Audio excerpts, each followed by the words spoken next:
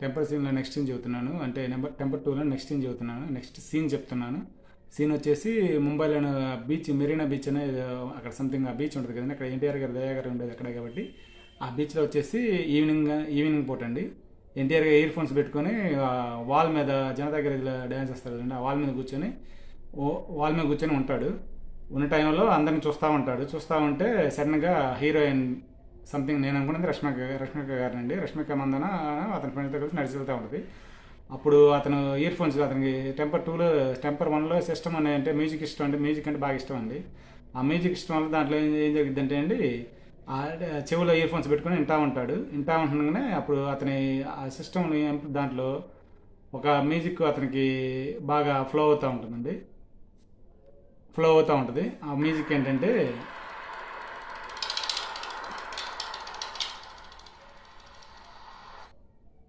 రష్మిక మందన గారు వెళ్తూ ఉంటారు అలా తన ఫ్రెండ్తో కలిసి.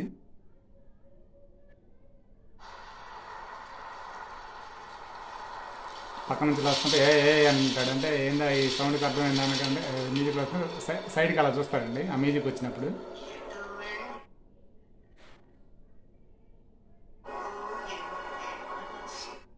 అనగానే ఏ బాబాయ్ వద్దు వద్దు అంటాడండి. అంతలోకి ఆ అమ్మాయి తన ముందుకు వెళ్తుంటే ఆ అమ్మాయి కలిసి చూస్తూ ఉంటే ఆ అమ్మాయి అనుకున్న ఒక అమ్మాయి ఇతనికి వెళ్ళి చూసి ఏంది ఇతను ఆమె అతని ఫ్రెండ్, అతని ఫ్రెండ్ చూసి ఇతను ఎన్టీఆర్కి వెళ్ళి చూసుకుంటా అతను మనకెళ్ళి చూస్తున్నాడంటే అతనితో మన దగ్గర మనం వెళ్దాం పదా అని పోతుంటే అప్పుడు ఆ అమ్మాయి అంటాడు ఏమన్నాడు పాన్ ఇండియా మూవీస్ చూసాడు, పాన్ ఇండియా హీరోకి పర్ఫెక్ట్ ఎగ్జాంపుల్లో ఉన్నాడని ఆ అమ్మాయి ఇతని గురించి అంటది. ఇతను ఆ అమ్మాయికి వెళ్ళి చూస్తూ ఉంటాడు.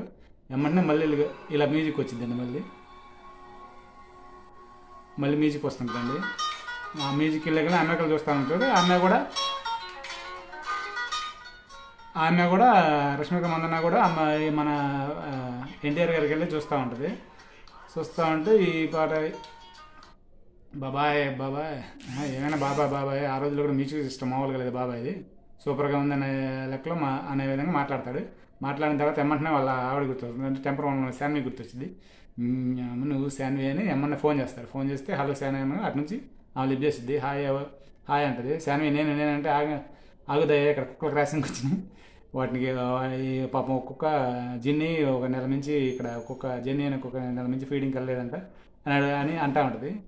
నెల నుంచి అక్కడ వెళ్ళిన గురించి ఆలోచిస్తుంది కానీ నీ పక్క కుక్కల తిరిగి నన్ను గురించి ఆలోచించట్లేదని అని మాట్లాడుతుంది. మాట్లాడినప్పుడు ఏంటో నీకు అంత తొందర అది ఇది అన్నట్టుగా మాట్లాడిన తర్వాత మరి ఏం చేస్తావు పిల్లగా మ్యారేజ్ అయింది కొన్నాళ్ళు బాగానే ఉన్నా, బాబు పుట్టిన తర్వాత నన్ను వదిలేసి రెడ్ కాస్ అని పెట్ కాస్ అని తిరుగుతున్నావు, ఇక్కడ ఉన్న ఈ పెట్ కాస్కి ఈ కుక్కను బట్టి పట్టించుకోవట్లేదు నువ్వు నన్ను అనే విధంగా మాట్లాడతారండి. మాట్లాడిన తర్వాత వాళ్ళు దూరంగా వెళ్ళి ఒక బీచ్లో రష్మిక మందన వాళ్ళు బెంచ్ మీద కూర్చుంటారు.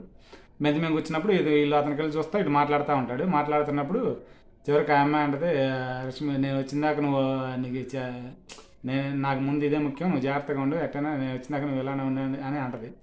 అంటే అట్లా సంథింగ్ అంటే దాని గురించి మాట్లాడుతుంటుంది. నీకు చేతనైంది, నేను వచ్చిందాక నువ్వు అలా ఉన్నట్టుగా చెబుతూ ఉన్నప్పుడు సరే ఇంకేం చేసేది శాన్వి మాట్లాడినట్టు కాదు ఇప్పుడే కుక్క క్రాసింగ్ అవుతుంది కానీ ఫోన్ కట్ చేసి నీ అమ్మ నీకు అని అనుకుంటా ఇక్కడున్న కుక్కలు మనుషుల గురించి పట్టించుకొని కుక్కలు వాడుకుని అందుకనే ఇక్కడ సంథింగ్ ఆడాలంటే వేరే రకంగా ఫీలింగ్ వచ్చే జనాలకి కోరక కదనుకుని చూస్తూ ఉంటాను. దానికి ఆ అమ్మాయిలు చూస్తూ ఉంటాం.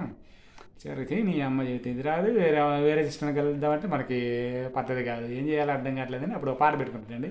ఆ పాట వచ్చేసి కృష్ణ గారి సాంగ్ సాంగ్ మా పెదనాన్న పాట పెట్టుకోవాల్సిందని పెదనాన్న పాట పెట్టుకో. ఏం పాట అండి?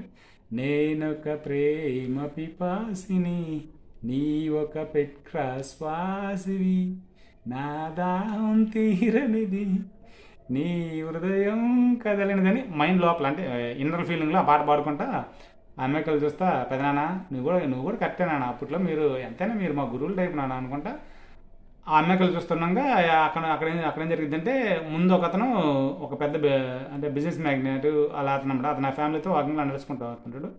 అతను వెనక ఈ అమ్మాయి బెంచ్ అనుకున్న ఒకతను అతన్ని షూట్ చేయడానికి గన్ తీస్తూ ఉంటాడు అనమాట. అది చూసి మన దయా గారు ఏం చేస్తారంటే అతనికి వెళ్ళి గన్ పెడతాడు. గన్ పెట్టగానే ఈ అమ్మాయి వీళ్ళు అనుకుంటారు మాకెళ్ళి గన్ పెట్టారు అనుకుని ఆమె భయంతో చూడు అతను మనకెళ్ళి గన్ పెట్టాడు, ఇతను పెద్ద రౌడీ అన్నట్టుగా ఫీల్ అవుతూ ఉంటారు. ఫీల్ అయ్యి గబక్కన లేకపోయేసరికి ఇతను షూట్ చేస్తే వాళ్ళిద్దరు మధ్యగా ఆ హీరోయిన్ ఔషధ అనే అమ్మాయి రష్మిక మందన పేరు ఔషధ అండి. ఔషధ గాను తన ఫ్రెండ్కి మధ్యలోంచి పోయి ఆ బుల్లెట్ పోయి అతను తగిలిద్ది. ఎవరికి అక్కడ అతని family business magnate fan shoot చేయబోయి అతనికి. అది ఇతని దగ్గర ఈ అమ్మాయి దగ్గర ఉంది, కళ్ళు తిరిగి ఆంధ్ర పడిపోయింది అమ్మాయి ఏది ఔషధ. పడిపోగానే ఇంక ఇతని దగ్గరికి వెళ్తాడు. దగ్గరికి వెళ్ళి చూడగానే అమ్మాయిని చూసి అంటే టెన్షన్ మీద చెమట కడతాడు, ఏదైనా మీద కడుతుంటుందండి. చూసి నీ అమ్మ సిస్టంలో తప్పు పోకూడదు అనుకుంటా అమ్మని పోలీసులు ఫోన్ చేస్తారని పోలీసులు ఫోన్ చేస్తారు. అంతలో కాల్ వస్తుంటారు. ఈ ఫ్యామిలీని ఎంక్వైరీ చేస్తుంటారు, మీరు ఎవరు అసలు ఏంది ఫ్యామిలీ ఏంటంటే ఇక్కడ పలానా డ్రగ్స్ డీలర్ అండి, ఇలా నన్ను డబ్బులు డిమాండ్ చేశాడు ఇక్కడ బాయ్లు ఇలా అని సంథింగ్ అతను చెబుతూ ఉంటాడు. ఇదండి సెకండ్ స్టోరీ.